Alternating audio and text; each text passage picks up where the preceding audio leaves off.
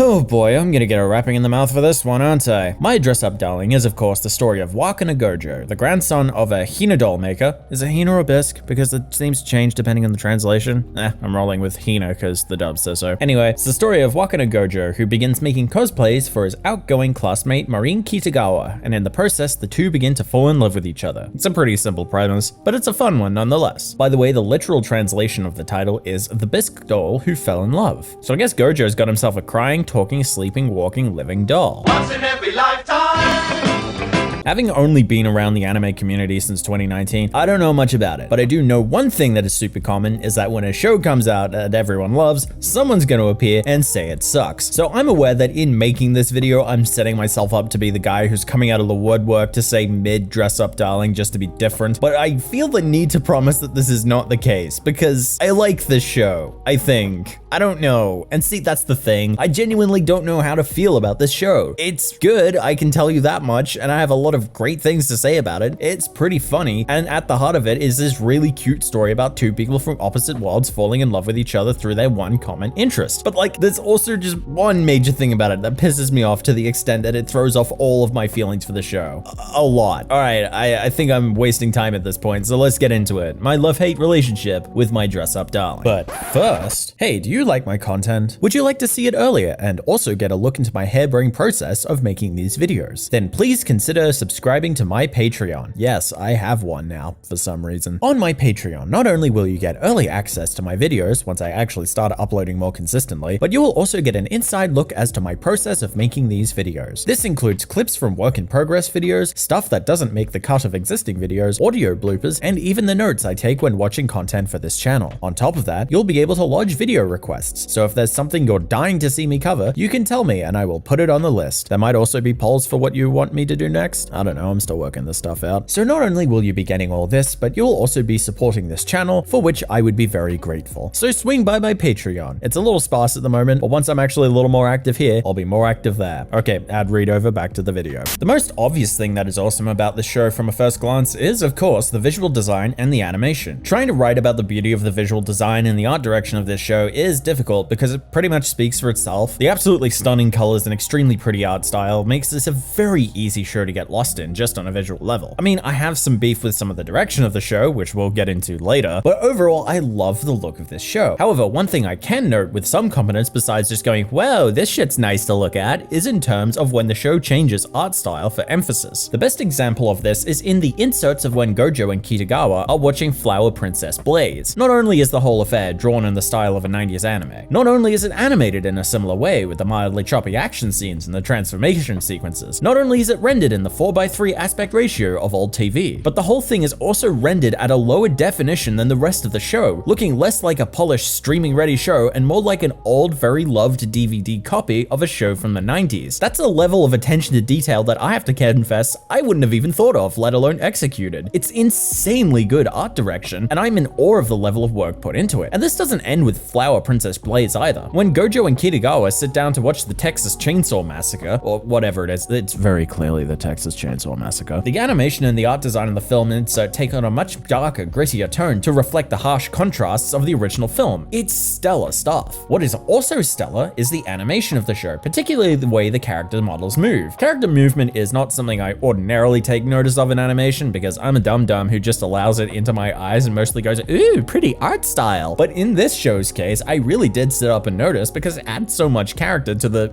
well, characters. It really is comparable to the way that actors in live action shows use physicality to inform the audience about their character. Take Kitagawa, for example. She's almost always in motion, being very energetic in her conversations and always moving very fluidly. A lot of her movements are also extremely natural too, from this slight head movement while talking to Gojo in the first episode, to this hair twirling in episode 2, to this animation of her eating a rice bowl in episode 3, to some nervous fidgeting in episode 8 that I noted apparently. It's all a little exaggerated, of course, because, you know, animated show, but all of these motions feel absolutely real and natural. They also reinforce her character a lot. She's super bubbly and cheerful in general, but she feels nervous and awkward around Gojo a lot, making it plain through her body language that she's down pretty badly for him. Now, by comparison, Gojo's character animation tends to be much more reserved in general, save for moments when he's flustered, where he moves in graceless explosions and jerks. This also works perfectly for his character. He's super introverted, but when he gets stressed, he's completely unable to hide it because he's super introverted and doesn't doesn't talk to a lot of people. Did any of that make sense? Oh, I hope so. The animation work carries over to the opening and ending credits too. Even before we meet Kitagawa in the anime, the OP tells us so much about her character just by how they animate her excitability and cheer. She's not even a character yet, and already she's ridiculously charismatic. This even applies to the very simplistically drawn end credits where Kitagawa's animation is fluid, bouncy, and cheerful, and by comparison Gojo looks awkward and like he'd really like to go home now. Hey, speaking of the opening and ending, given that I've touched briefly on the animation of these sections, this won't be a very long section at all, but here's a brief rundown of what I like about them. The OP, much like other anime OPs, is pretty much a trailer for the show as we're about to see it. We get to see all of the cosplays Gojo's gonna make over the show, and even Kitagawa wearing a few of them. We see references to Slippery Girls and Flower Princess Blaze, and a quick moment of the Inuis walking by them. You know, reasonably standard anime OP stuff, but it's all animated beautifully as stated earlier, and Spyro Spice's Sansan Days adds a lovely energy to it. As for the ED, as noted earlier, it's in a lot more simplistic art style, but as you can see from this clip of it, it's also just super charming. The song playing over it is also just lovely. I've seen some people suggest that it actually fits the tone of the show better than the OP song, and I don't really think I'd move to argue with them. Also, have you seen Akari Akase's music video for this song? Because if not, do it!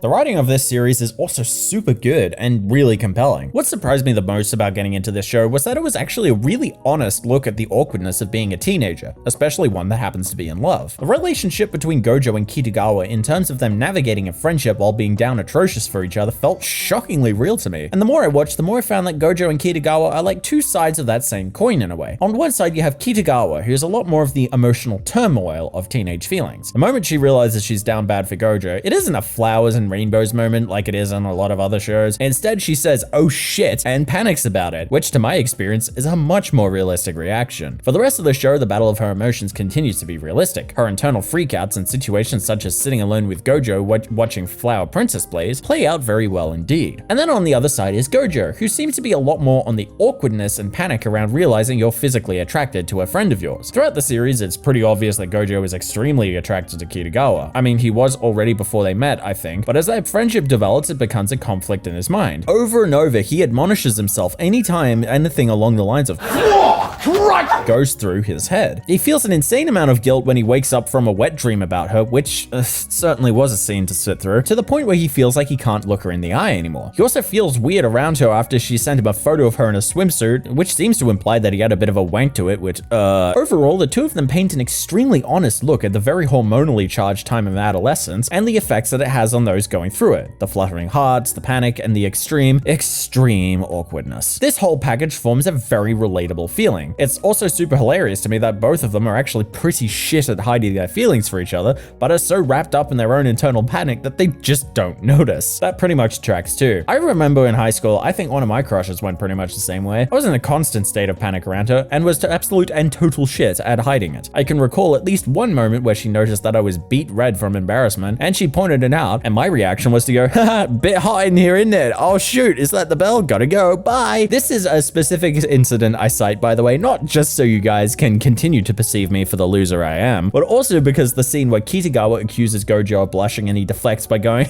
no, you're seeing things, gave me flashbacks to that shit. So in a nutshell, this show is a little too realistic in this sense. While we're on the realism track, the characters on this show feel so much like real people to me. I could sit here and ramble incoherently about all the characters in this issue, but instead I'll just discuss Kitagawa, because wow, is she a well-realized character. I think my favorite thing about the way her character is written is her passion for the things she loves and the broad spectrum of stuff she likes. Nerdy characters usually have very narrow characters indeed, so for comparison, let's pick on Leonard from The Big Bang Theory, because he's an easy target. In that show, he likes comic book shit and sci-fi. He collects fan memorabilia and does little more than quote fan in-jokes. There's no real depth to his love for the stuff he loves, and for that reason, he doesn't feel very real. Now, let's turn to Kitagawa. For a start, she loves stuff all across the board. It would have been very easy for this show to just say, haha, she likes those sexy video games, that's her thing, but it doesn't do that. Instead, it breaks down her connection to the character of Shizuka-tan and why it is she felt gravitated to her character. Then we learn her favorite show is a Sailor Moon type thing, which exists far outside of the eroge she was introduced to being a fan of, but it doesn't feel like it came out of nowhere because we established why she likes Shizuka-tan, and as she explains her love for Flower Princess Blaze, we can see some of the common threads in her taste. It helps to strengthen strengthen her character to a point that when it's revealed that she's a horror fan, I was instantly under the impression that she's a Scream fan. I can't adequately explain why, but those movies just fit the personality that's been presented to us to me. And of course, mixing that with the absurd amount of charisma that she has makes for a character who's extremely hard to dislike. It's excellent work. In other writing things, this show is also pretty good at setting things up. Now, this might sound pretty basic, but sometimes the setup is subtle enough that you might not notice it until you think about it. For whatever reason, both examples that leap to my mind relate to the Inuis. In episode 3, Sajina Inui is shown alongside a bunch of other cosplayers on Kitagawa's phone, with her noting Juju, as she's known on the internet, as her favorite. A few episodes later, Sajina falls into the story. In episode 7, there's a passing joke about their school uniforms looking like school uniforms in Flower Princess plays. A couple of episodes later, Gojo is using his school uniform to help Shinju cosplay as a character from that show. It's just really neat stuff. This show is also really funny. The reflection of some of the more awkward moments in life, like a growling stomach killing a moment, are super hilarious, especially the second time that show tells that joke. There's also a really fun set of humor around the genre parodies the show has, from the astonishingly obscene Slippery Girls to the light novel title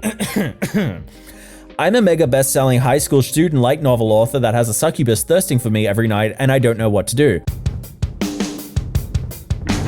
So after all my praise of this show, you might be thinking, what's my problem with it? Holy God, what are you showing me? His head. Come on. And this is the major sticking point for me in this show. When this show is at its best, it's this super wholesome shit or the really excellent deep dive into awkward teenage bullshit. But when it's at its worst, it's just wall-to-wall fan service all the fucking time. This section is weird to edit, by the way, because while I need to get my point across, I'm not really comfortable with putting all this shit into one of my own videos. Partially because I'd be blowing any chance of this video ever getting monetized away, but also because, come on, it's basically softcore porn. As you may have already gathered, my first issue with the fan service is the absolute pervasiveness of it all. There is not a single episode in this show that does not have a shot of Kitagawa's boobs, backside, or crotch that we absolutely 100% don't need at all. Kitagawa spends the entire back half of the second episode in her underwear, which, yes, was Gojo measuring her, but a lot of the shots of her were just nothing but blatant fan service. And look, I'm not completely stupid. As outlined earlier, I know a lot of the series is to do with Gojo's awkwardness around the fact that he is attracted to Kitagawa physically. A lot of the unnecessary backside shots are from his point of view, so like in the context of the show, we're understanding he's taking a quick look and then being grossed out by himself because he doesn't know what to do with these feelings yet. However, it is still fan service of a teenage girl, so it's still bad and it sucks regardless of thematic relevance. I mean, Christ, was there no other way you could get that point across visually? And speaking of you could have done this another way, the Love Hotel scene in episode 11 leaps to mind because there's a totally unnecessary shot of Gojo's pants as he pops a hard one as Kitagawa sits on him. Like, I know full and damn well there was a way of communicating that without showing it. Shocked close-ups of the two reacting to it, for example. Why am I the one coming up with the workarounds here? The second thing that drove me absolutely spare was the level of detail in animating the highly unnecessary booby shots that run through the show. I believe my exact note on it when I was suffering through the second half of episode 2 was, I'm actually reading my shit here. Jesus Christ, these titty shots look like they cost $300 a piece to animate. Oh God, I hate my notes sometimes. Now, all of this was bad enough. All of this was painful enough to sit through. But the worst of it, the absolute pits of the whole thing, was a scene in episode 6 when the Inuis are introduced. Because the first time I watched this episode, I went through the 5 stages of grief at one point, followed by the feeling that a horde of bounties were gonna kick in my door and arrest me. What scene is this? You may well be asking. Well, if you're asking that, you've not watched the anime. So in this episode, Gojo opens his bathroom door to find Sajina Inui naked, who we then see from every angle conceivable as she slips and falls before Gojo finally puts a shirt on her. At this point, we are led to believe from context that she is no older than 12. So I'm sitting here feeling like I've committed several felonies just seeing this shit, begging to God to explain why I'm still watching this fucking show. But then the show reveals that she's actually 17.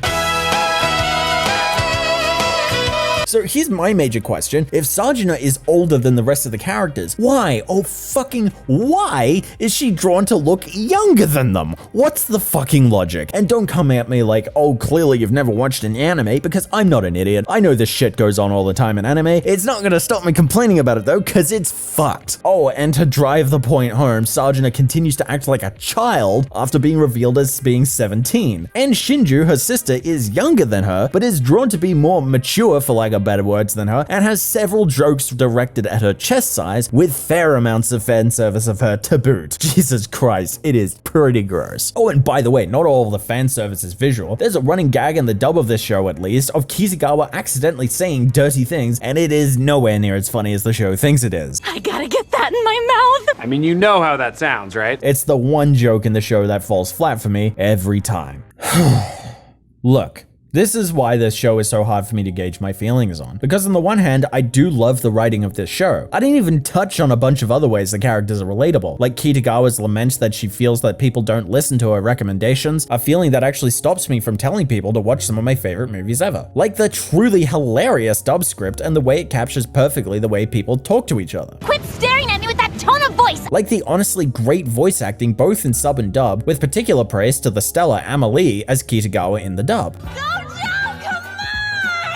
Like the super adorable and wholesome storylines, like Gojo helping Shinju cosplay for the first time. But the thing is, the fan service really is such a monumental problem with the show that for me, it throws all of that off balance. It frustrates me that I genuinely can't tell you if I like the show or not. I was pretty sure I was going to drop the show at the end of the season actually, and run and never turn back. But then there was that final scene of Gojo and Kitagawa on the phone, the latter cooling down from watching horror movies and just wanting to hear the sound of Gojo's voice. In the moment that Kitagawa hears Gojo fall asleep and whispers to him that she loves him, I knew right then and there I had to watch the second season whenever that happens. Yes, the fan service pisses me off intensely. Yes, that throws off whether I like the show or not. But one way or another, I am invested in the romance between Gojo and Kitagawa, and I have to see it end now. I can only hope that the future seasons are a lot less fan service heavy. I guess this is the end of the video. See you next time. Hope you all have a good day. Got myself a crying, talking, sleeping, walking, living down. Got to do my best to please